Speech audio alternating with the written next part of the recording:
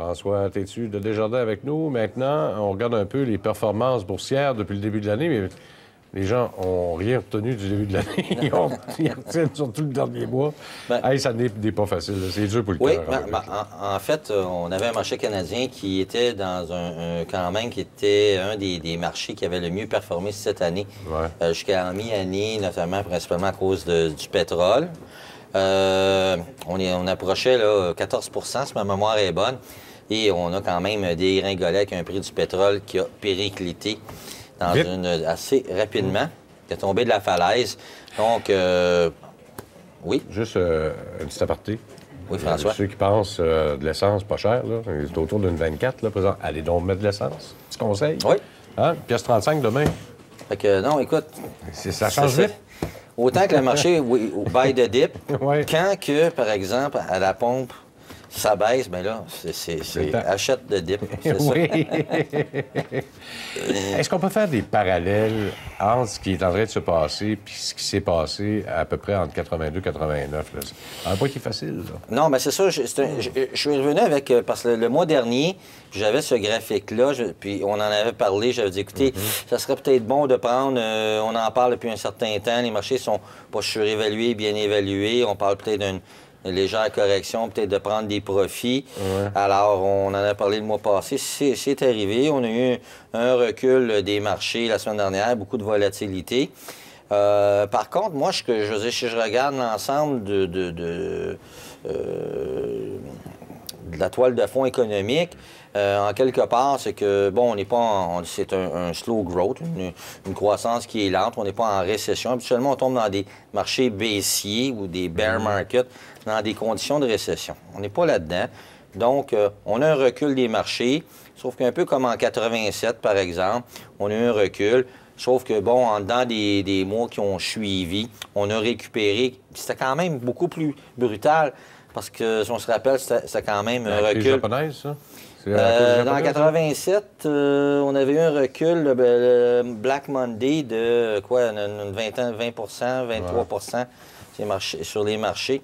Puis on avait quand même récupéré cette perte-là, parce qu'on n'était pas dans des conditions là, de récession à l'époque. Donc, puis c'est sûr qu'il y aura toujours des choses. On a eu H1N1 dans le passé, là, on a Ebola. Il y a toujours le SARS en 2003. Le SARS, la vache folle. Il y a toujours quelque chose pour arriver puis rendre peut-être certaines nervosités sur les marchés. Le géopolitique. On a eu beaucoup de choses en même temps aussi, là, puis qui fait en sorte que les gens disent « Ouais, ben, c'est dessus, là, je vais prendre des profits. » Puis, on a vu là, que, quand même, là, dans certains secteurs, ont baissé. Mais ça fait quand même des opportunités. Il faut le voir de cette façon-là. Alors, par exemple, mais il faut faire attention, parce qu'il y a eu des titres quand même qui sont très bas.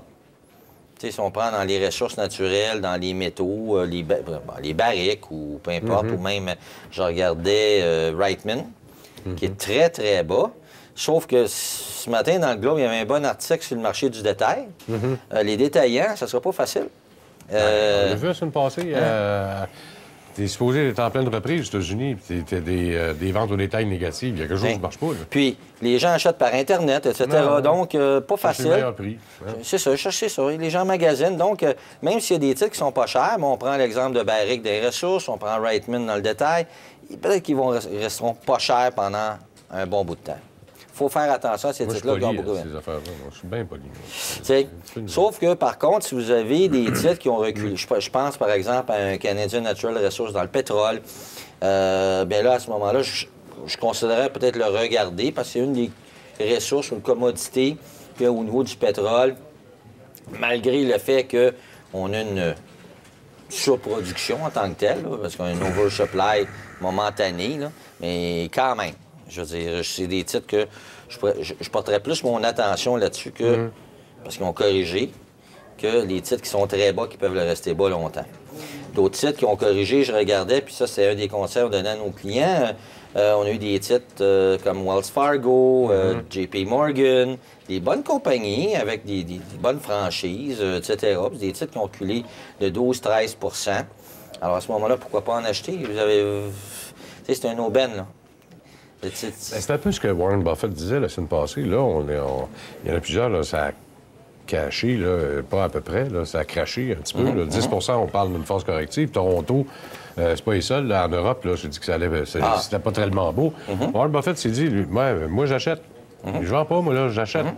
Parce qu'il y a des opportunités. C'est pas toutes les entreprises qui ont baissé qui étaient mauvaises non plus. C'est ça. Les résultats financiers sont encore là pareil. Oui. C'est la conjoncture qui n'était pas bonne. C'est ça. Donc, vous avez aussi, bon, si on regarde par contre du côté européen, parce que vous connaissez notre opinion là-dessus, sauf que on demeure positif sur l'Europe dans les compagnies multinationales qu'on parle là. Sauf qu'en quelque part, la devise, l'euro, tout ça n'a pas... ça a joué contre nous. Il faut peut-être se hedger. Le dollar US a été très, très fort cette année. Donc, on demeure aussi positif sur les marchés internationaux, dont les États-Unis. Donc, quand que ça recule, on dit « buy the dip », c'est-à-dire acheter sur les replis, mais des actifs de qualité. Ben oui. Pas acheter n'importe quoi non plus. C'est ça. C'est important. Stratégie court terme, tu lui parles de... Oui, bien, le mois passé, j'avais parlé de... Puis je voulais juste revenir là-dessus, parce que j'avais dit que c'était une stratégie qui était peut-être assez osée. Puis j'étais plus ou moins à l'aise de la recommander, qui était les 20 ans US. Parce que, bon, je disais, c'est vraiment court terme. Je ne sais pas si on peut regarder sur Bloomberg qu'est-ce que ça nous a donné, et aussi les utilities XLU, pendant que le marché a reculé là, depuis 6 semaines environ. Là. On va aller chercher tout de suite. TLT en premier, donc les 20 ans, ça a quand même monté pas mal. C'est ça. Donc, à ce moment-là, je dirais, c'est autant que j'ai dit la semaine passée. Il y a le mois dernier, environ 5 semaines, écoutez, on a un peu d'action, aller vers les obligations long terme. Mais là, j'aurais tendance à vous dire, écoutez, là, ma recommandation de le mois passé, peut-être sortez de là, puis faites attention. Là, le Spider, c'est le service public. Là. Ça végète depuis le mois de mai. Ça. Fait que, non, effectivement, mais je regarde dans le mois dernier. C'est une trade plus défensive. Okay. Je suis plus défensif. Alors, juste, je vous dis, c'est qu'en quelque part, parfois, c'est que c'est pas toujours des stratégies qui... parce que j'avais recommandé certaines choses, mais c'était pas quelque chose à long terme. Donc, je voulais revenir là-dessus. OK. Oui. Les précurseurs maintenant, parce qu'il faut y regarder aussi. Il faut regarder ce qui se passe sur les marchés avant d'acheter. C'est ça. Alors, Crédit Suisse First Boston a sorti quand même un bon document vendredi, en fin de journée, que j'ai pris le temps de consulter, que je trouvais assez intéressant. Alors, eux, bon, naturellement, il y a certains ratios qu'ils vont regarder. Et, par exemple, au niveau là, des dirigeants d'entreprise ou les initiés, qu'ils appellent, bon, les insiders, là. Alors, les gens peuvent avoir parfois ces informations-là aussi via des sites Internet. Au Canada, on a Canadian Insider, par exemple. Les gens peuvent s'abonner, voir qu'est-ce que les dirigeants font, est-ce qu'ils achètent, est-ce qu'ils vendent, est-ce qu'ils croient en une compagnie, etc. Donc, il y a des ratios qui existent là-dessus. Et là, à ce moment-là, c'est que le ratio actuellement, avec ce qui s'est passé la semaine dernière, c'est que selon eux, ce ratio-là fait en sorte qu'on serait une période intéressante là, pour considérer, c'est un indice précurseur d'achat, parce que là, on a des dirigeants d'entreprise là, qui sont acheteurs sur leur entreprise. Ça, c'est un indicateur précurseur. Parce que là, ils sont acheteurs, ils sont pas vendeurs. Là. Non, c'est ça. Ils sont acheteurs. L'autre chose aussi, c'est que, bon, on a eu quand même... quand on regarde au niveau du New York Stock Exchange, au niveau de la moyenne mobile 200 jours, on a eu quand même des actions il y en a plusieurs qui étaient là, quand même là, dans des niveaux élevés.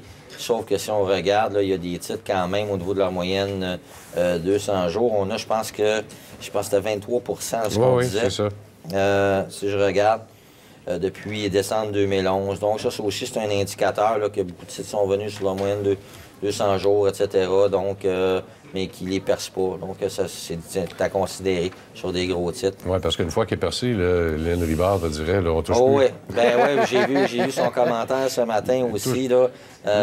Bon, écoute, je sais qu'elle tombe un petit peu plus bearish sur le Dow Jones. C'est correct, je comprends ça.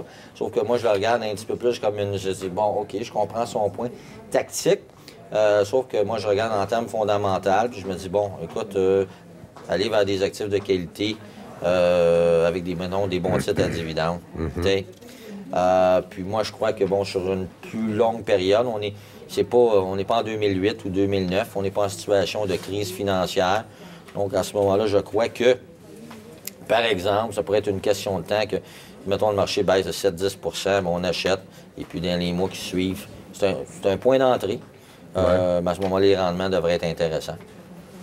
Bon, là, on va faire un comparable entre le S&P, je pense, et le New York Stock Exchange quand il arrive proche de sa moyenne mobile de 200 jours. Puis on regarde les rendements que ça nous a donnés là, quand tu rachètes ou pas. Là. Parle-nous un peu de ça. C'est bon ou c'est pas bon? Bien, en fait, là, c'est que si on regarde par rapport à... parce qu'eux ont recensé les occasions précédentes par rapport à la moyenne 200 jours, puis la période qui a suivi par la suite.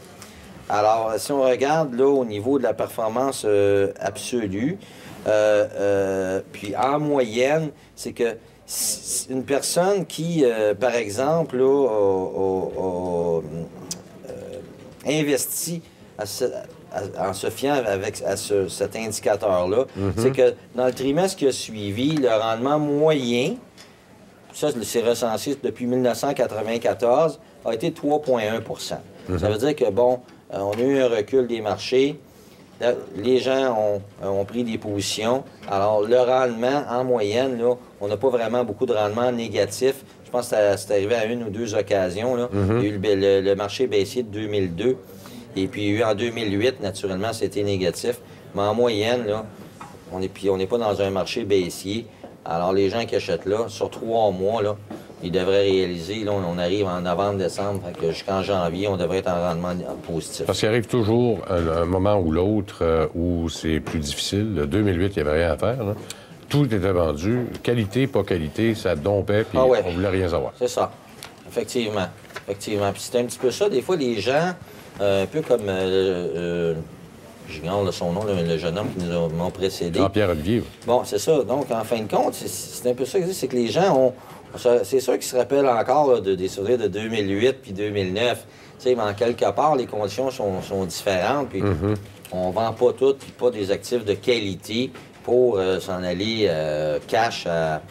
Tu payes combien le cash aujourd'hui?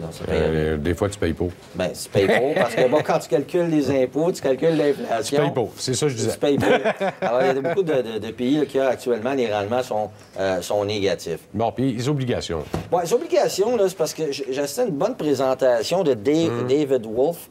Aucun rapport avec The Wolf of Wall Street en passant. Il n'y a aucun lien.